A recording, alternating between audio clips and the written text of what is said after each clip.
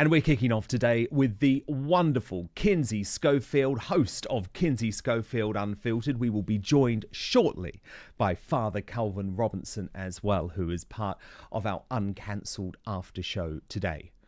But look, Prince Harry has done it again, deciding to criticise his family in a bombshell new interview with ITV. So I'm going to take you through all of the key moments, and Kinsey and I will analyse as we go. So let's kick off. This sets the whole thing up. Effectively, this is ITV's attempt to get Prince Harry to speak out using the veneer of media manipulation and phone hacking by the tabloid press over 20 years ago. Watch the trailer. And yet for many, the pain endures. Not least for a prince who continues to fight. This is a David versus Goliath situation. The Davids are the claimants, and the Goliath is this vast media enterprise. And it's not just the rich and famous.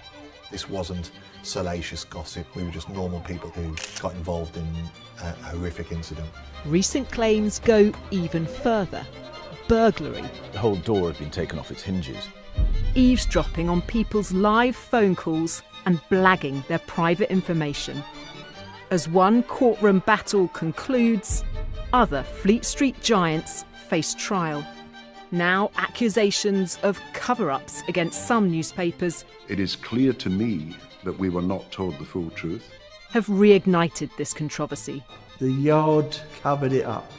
Giving some new drive in their fight for the truth.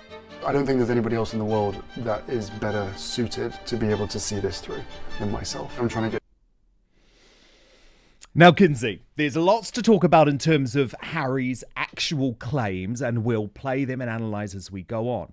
But can I just point out, first of all, that Woke ITV, the UK's biggest commercial broadcaster, is now doing the bidding for the Duke of Sussex, because this story is long gone, Kinsey. Folk have gone to jail. Newspapers have shut down. This happened 20 years ago. And what I think people need to remember is that Harry has this special relationship with ITV via Tom Bradby, the host of ITV News, and via the chief executive of ITV as well, who you'll remember Meghan Markle actually contacted to get Piers Morgan the sack when he criticised her for lying after her interview with Oprah Winfrey.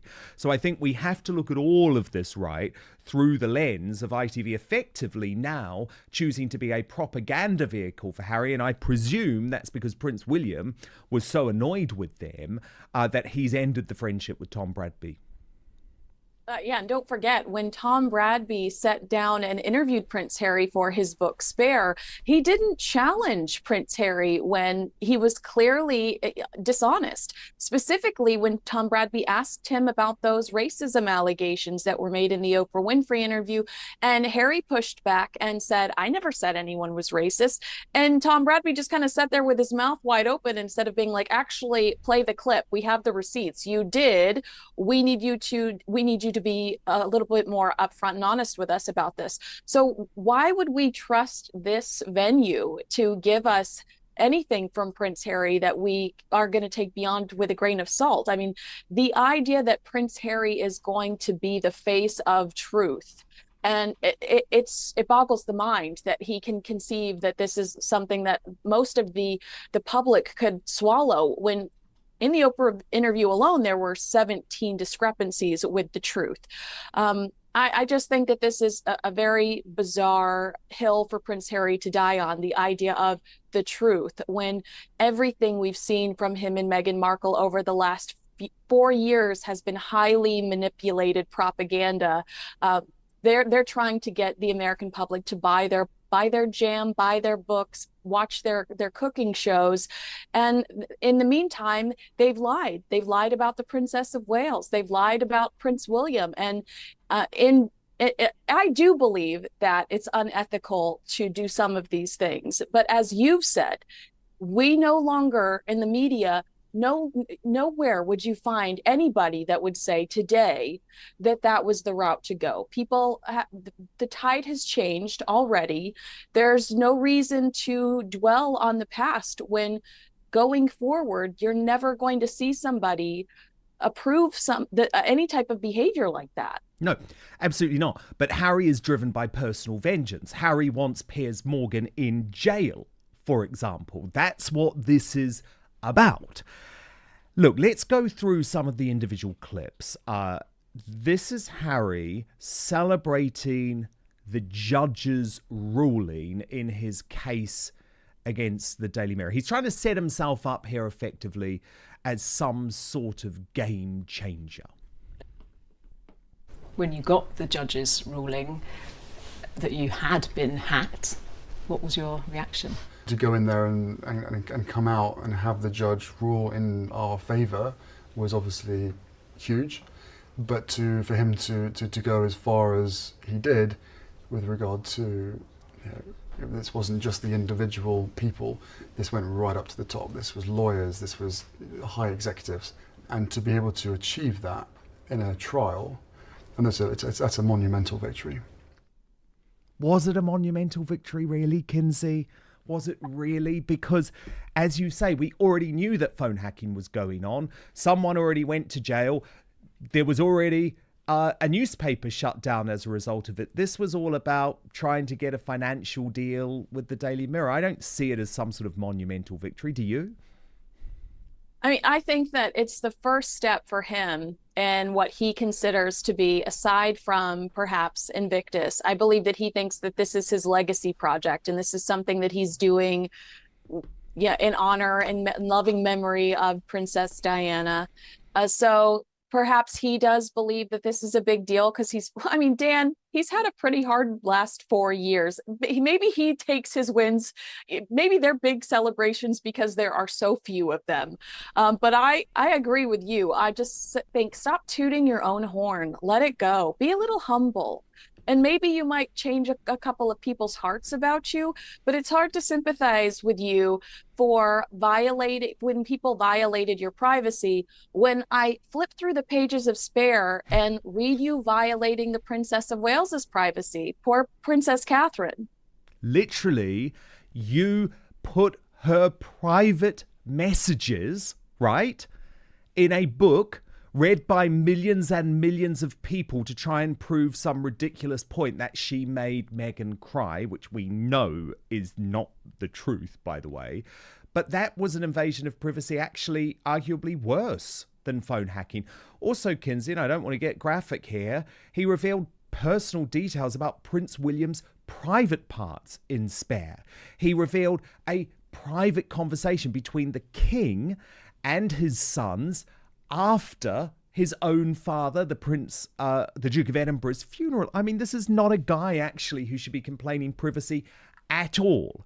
But look, he's also going to infuriate William, and part of me thinks he now does this on purpose because he invokes Princess Diana in this new interview. And you will remember every day. And this was the one thing that him and William made that pact about. I think it was back in 2017 on the 20th anniversary of Diana's death, where they said, we are not going to continually publicly invoke our mother because we need to let her rest in peace. But to prove his pathetic point about the media, he's done it here again. Kinsey, watch this and we'll react off the back.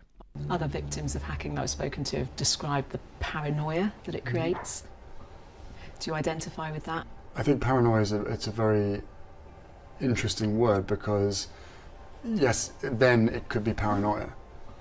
But then when you're vindicated, it proves that you weren't being paranoid. Same with my mother.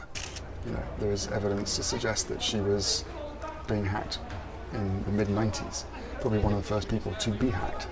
And yet, still today, the tabloid press, very much enjoy painting her as being paranoid. But she wasn't paranoid.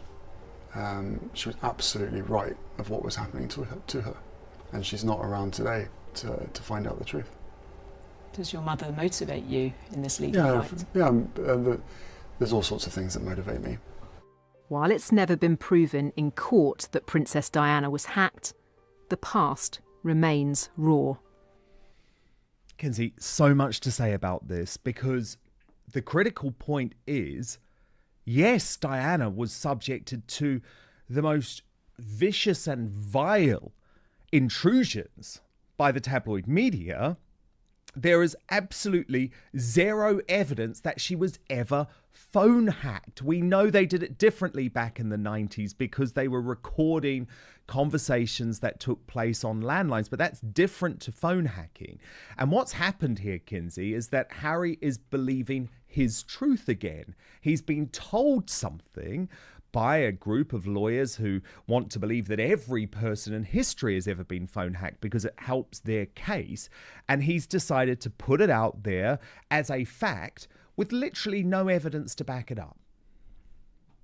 Well, I mean, this is a common thing we see with Prince Harry and Meghan Markle. They utilize Princess Diana to justify their causes, and the horrors she went through. When you think back on that Netflix documentary and Harry's talking about all the harassment Meghan received, there aren't videos of Meghan Markle being accosted by paparazzi being shown throughout that conversation. It's the Princess of Wales, Princess Diana. It's the Princess of Wales, Catherine, that you're seeing video of with the paparazzi flashbulbs going off. They constantly use Princess Diana to prop up or to justify their arguments and to justify their behavior, and oftentimes their bad behavior. But it's like you said, technology has changed. We all heard the Squidgygate tape, but that's not the same. No. And I do think that I think that this is just another example of them using Diana, who is globally loved. You know, there has been, similar to the Kennedy family, that Camelot myth built around the Kennedy family. The same can be said for Princess Diana, who called a lover over 300 times one night and hung up on him. You know, she is now looked on as this Mother Teresa character. I love her, but I understand that she had her problems too. And Harry and Meghan try to utilize that brand, that glowing love we have for his mother, to get away, to get people to agree with them.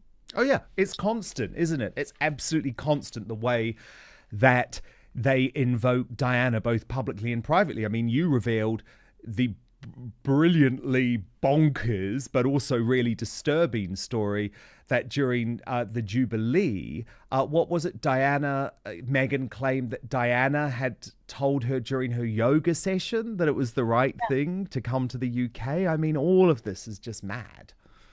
Yes, Diana speaking to Meghan while she was likely in the downward dog position, something I've never wanted to that mental image is seared in my brain, Dan. So I apologize for doing the same to you. Yeah. But at some point, they've got to let her go and they've got to become their own people. But they're not going to do that. I just feel sorry for William because he made this pact with Harry. It was very clear. Wait. Oh, yes, you go. Yeah, Dan, I was thinking that during the interview. Why was it that we only saw Prince William coming out fist swinging after the Martin Bashir investigation? We did not see Prince Harry come out swinging during the Martin Bashir investigation. Why do we pick and choose what we're irate about? Because that Martin Bashir interview was absolutely devastating to Prince William at the time and to the British royal family. I know, but Harry had split from William on that as well, because you'll remember he actually spoke about and used footage of the Panorama interview in his Netflix documentary. And of course, Netflix, his employer, made an entire episode of their TV drama, The Crown, around that. So even when it comes to the Panorama interview, you have William and Harry thinking different things. When it benefits him, Dan. Watch closely. Oh, totally. When it benefits him, he has no care in the world about media intrusion. And you'll notice it's a very, very small part of the media that he attacks, Kinsey. It's the UK tabloids that have kept him honest in the past. And it's folk like Piers Morgan and me who have reported stories that he doesn't like. And we're not going to shut up just because of his legal threats. And that's what he doesn't like. But look, the most shameful part of this entire new ITV interview, Kinsey, and I'm so disgusted by this, is when he tries to claim, and this is clearly aimed at William and Charles, even though he doesn't name them, but he tries to claim that his family, the royal family, no longer cares about service and serving the people because they won't join him in his deranged fight against the media. Watch this. To what extent do you think that your determination to fight the tabloids destroyed the relationship with your family? I think there's that's certainly a central piece to it, but that's a hard question to answer, because anything I say about my family results in a torrent of abuse from the press. I've made it very clear that this is something that needs to be done. It would be nice if we did it as a family. I believe that, again, from a service standpoint, and when you're in a public role, that these are the things that we should be doing for the greater good. But I'm doing this for my reasons. What do you think of their decision not to fight in the way that you have? I think everything that's played out has shown people what the truth of the matter is. For me, the mission continues, but it's caused, as you say, part of a rift. I mean, shame on Rebecca Barry, by the way, because she makes it very clear where she stands and where ITV stands on the royal family. But Kinsey, there is a good reason why the royal family doesn't join spurious commercial legal actions against media organisations based on activities from years ago. I mean, to talk about this being an act of service, you and Hugh Grant fighting because somebody hacked your phones. Harry, on Skid Row, the most infamous homeless sector of downtown Los Angeles, 8% of those homeless are veterans. That is go help the veterans on Skid Row. That is service.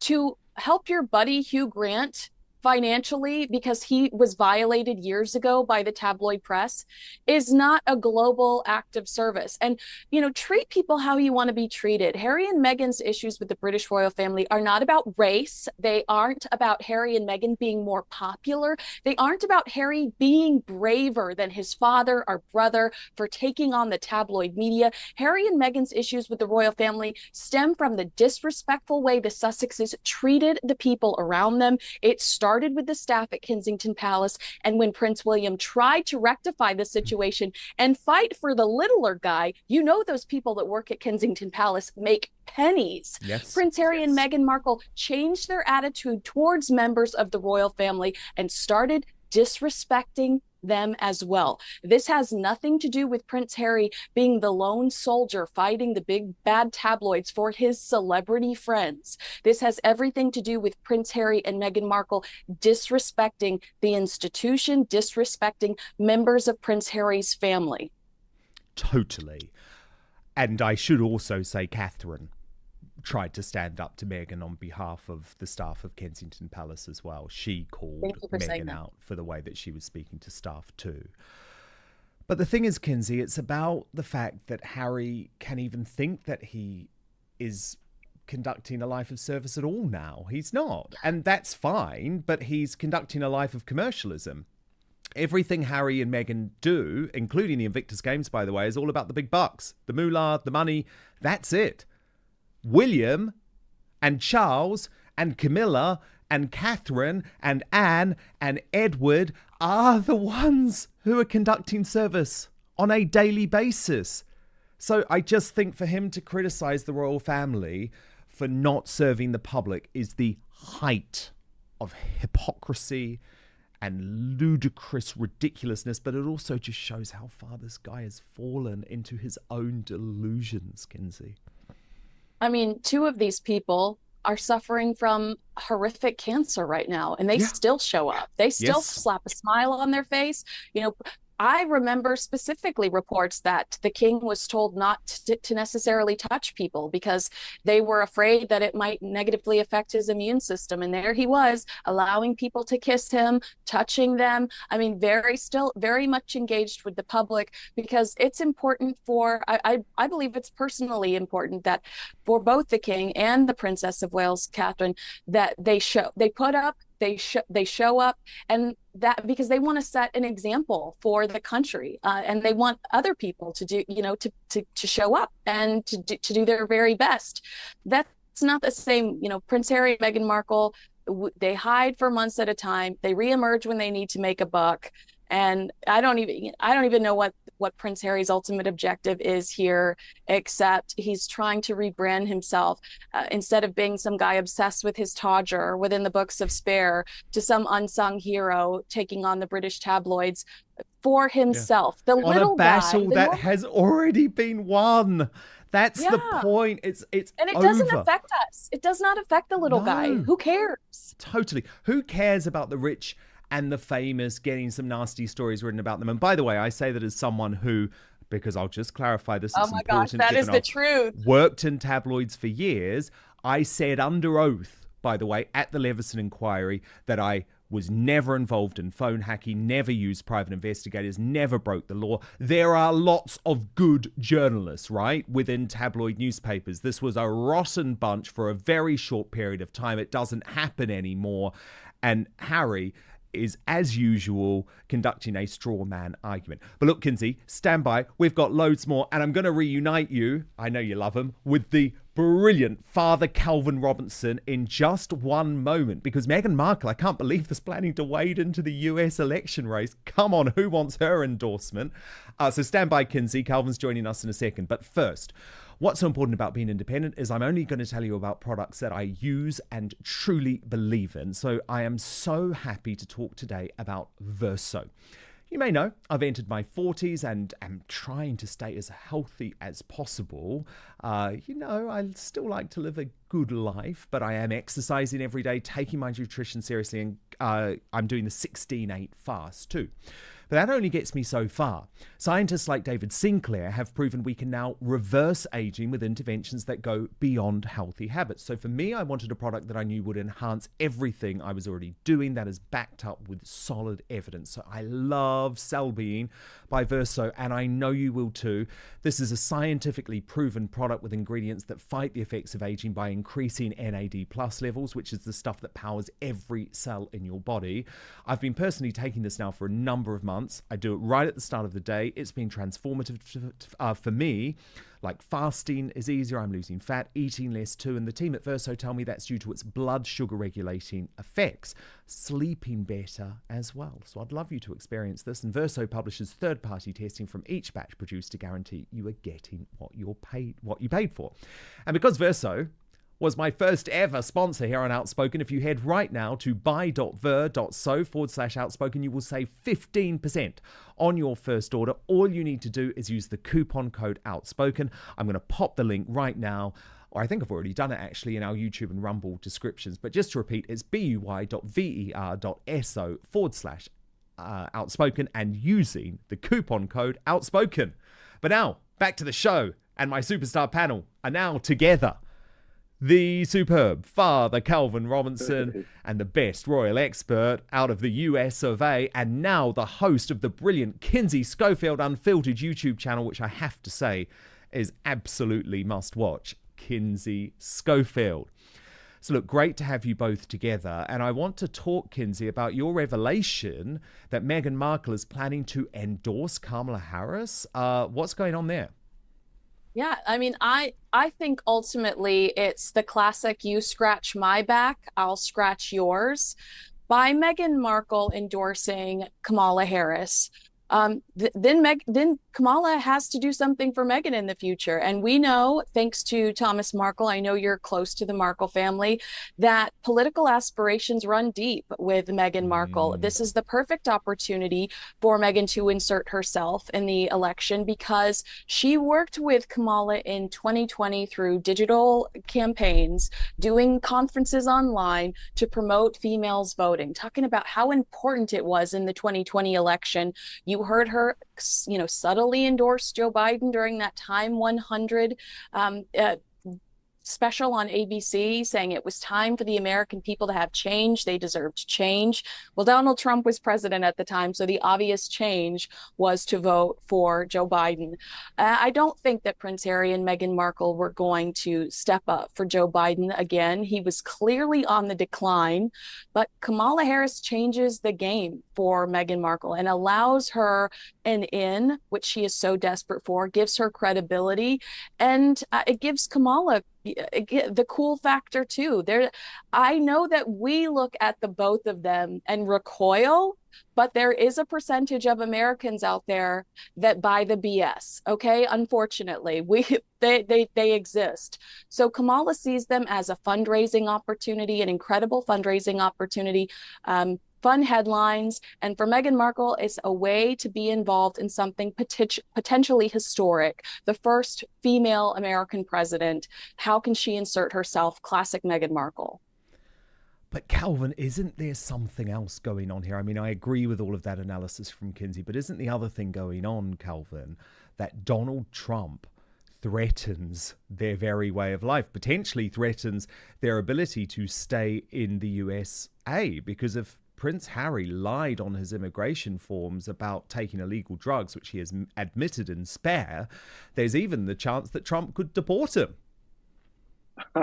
He could, but I think this is all really and truly down to Meghan Markle looking at what can be unburdened by what has been. Obviously, I joke, but this is the problem in that Kamala has been so cringe for so long. And all of a sudden, mainstream media in the US is talking about how cool she is. From cringe to cool, I saw a headline today. She hasn't gone cool. And this is why they're roping in people like Meghan Markle to almost endorse Charlie her as XCX. cool. It's gaslighting. It's lying to the American public and say she is now cool. You will believe that she is now cool. She's no longer cringe. She's no longer a massive left-wing radical who pushed through everything the same as Joe Biden. She's no longer on that path. She is something different when we know that's not the truth.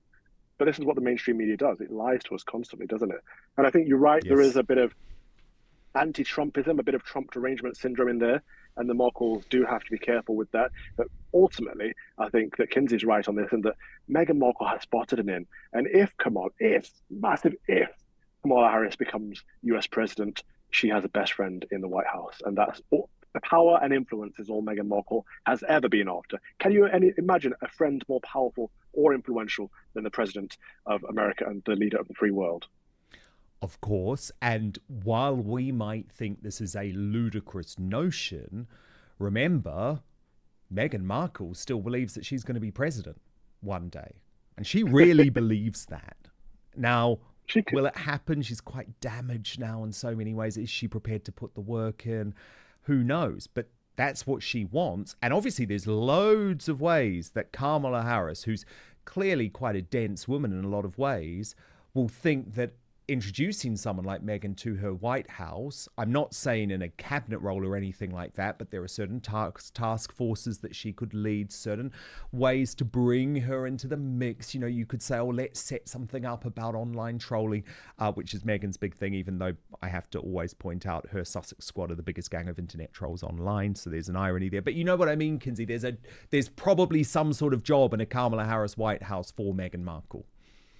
And, we know Meghan's already put in some work there. Remember when she was calling senators all over the country using the name, hi, this is Meghan, Duchess of Sussex. And people were like, how did you get my phone number? Like they were very confused. Yeah. This was her campaigning for more paid time off for mothers, I believe, at the time.